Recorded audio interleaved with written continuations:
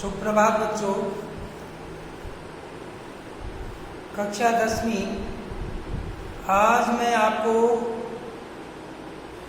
संधि के अंतर्गत स्वर संधि में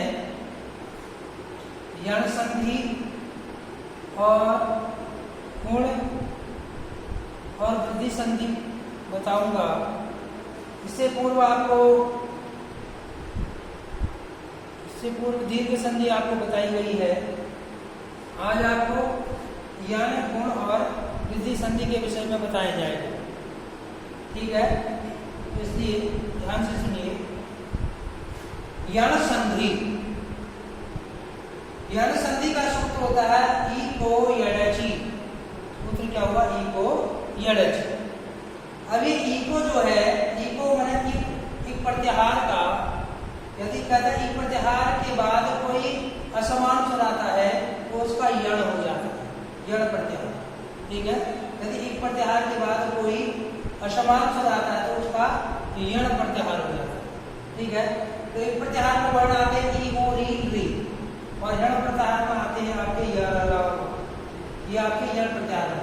तो इसका नियम है, कहता है जब ई, ओ, री, री के बाद कोई असमान स्वर आता है, ठीक है, समान नहीं असमान, तो दोनों मिलकर क्रमशः ई का योग, जो ई है, ई का योग, ओ का व, री का ल और री का ल हो जाता है।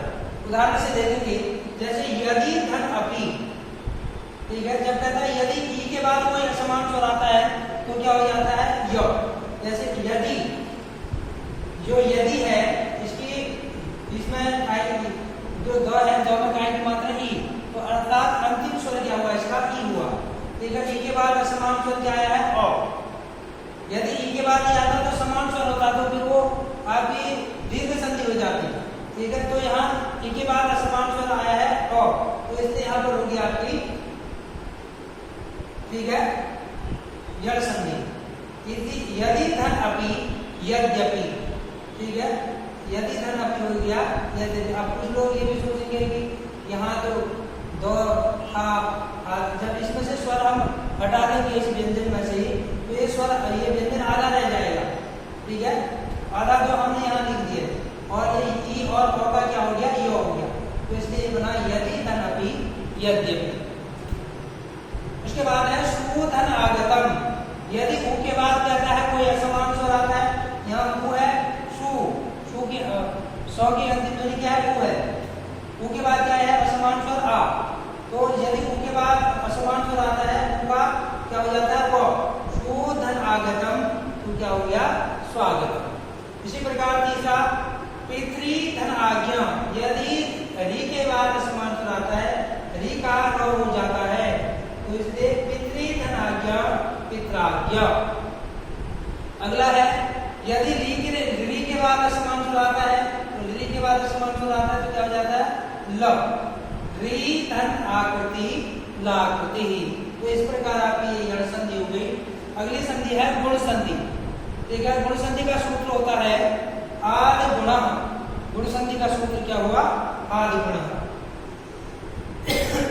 इसका नियम है, कहता जब अ या आ के बाद, ठीक है, जब अ या आ के बाद ह्रस्व या दीर्घ ई, उ, री आते हैं।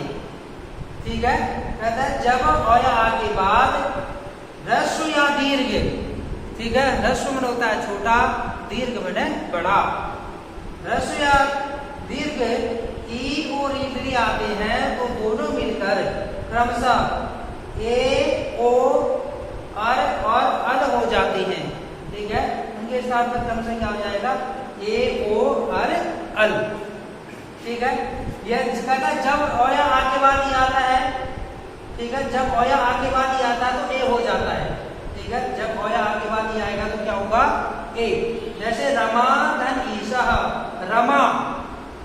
ठीक है, इसमें काय, म में काय की मात्रा है आ, यहाँ इसलिए आ हुआ। आगे बाद क्या आया है आपका?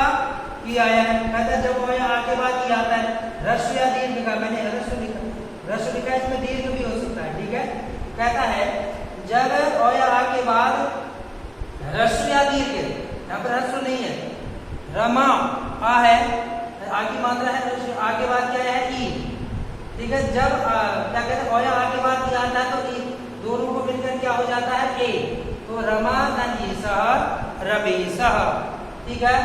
सूर्य धन उदयः, ठीक है, सूर्य धन उदयः, जब अ या आ के बाद उ आता है तो क्या हो जाता है ओ, जब अ या आ के बाद ई आता है तो ए हो जाता है, जब अ या आ के बाद उ आता है तो ओ हो जाता है। सूर्य धन उदयः सूर्योदयः, ठीक है। तो इसलिए क्या बन गया, यहाँ अ है सूर्य, इसमें अ की मात्रा है, ठीक है, उसके बाद वो आया है और उनको मिलकर क्या हो जाएगा ओ, सूर्योदय। के बाद महाधन ऋषि, जब अ या आ के बाद रि आता है तो क्या हो जाता है अर, महाधन ऋषि हो जाएगा महर्षि, महाधन ऋषि महर्षि। उसके बाद जब अ या आ के बाद रि आता है तो उसका क्या हो जाता है अल, तावधन ऋकारः, तावधन ऋकारः, यदि अ या आ के बाद रि आया तो हल हो जाएगा, तावधन ऋकारः तवलकारः, ठीक हो गया। उसके बाद अगला है चौथा है वृद्धि संधि, चौथी कौन सी संधि है वृद्धि, वृद्धि संधि का सूत्र होता है वृद्धि रेचि, सूत्र क्या हुआ इसका वृद्धि रेचि। नियम क्या है, कहता है जब अ या आ के बाद, जब अ या आ के बाद, ठीक है, ए या आई, अ या आ के बाद कहता है जब अ या आ के बाद ए आई, ओ या औ, या तो ए आए या आई आए या ओ आए या औ आए, आते हैं तो, ठीक है, इनमें से कोई भी वर्ण आता है तो क्या हो जाता है, इसका हो क्या जाता है,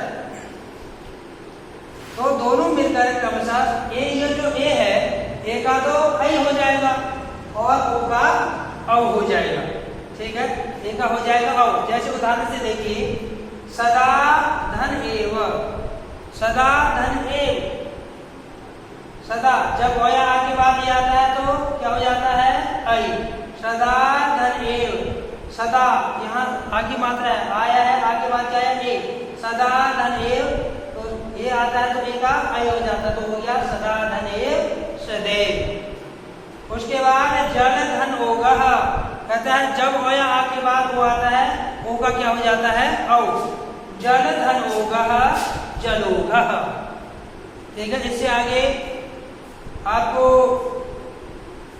अयादि और पूर्व रूप संधि इससे आगे आपको बताई जाएगी। इन जो नियम सूत्र उदाहरणों को आपको घर में अभ्यास करना है और इसे उदाहरणों के माध्यम से आपको समझना है।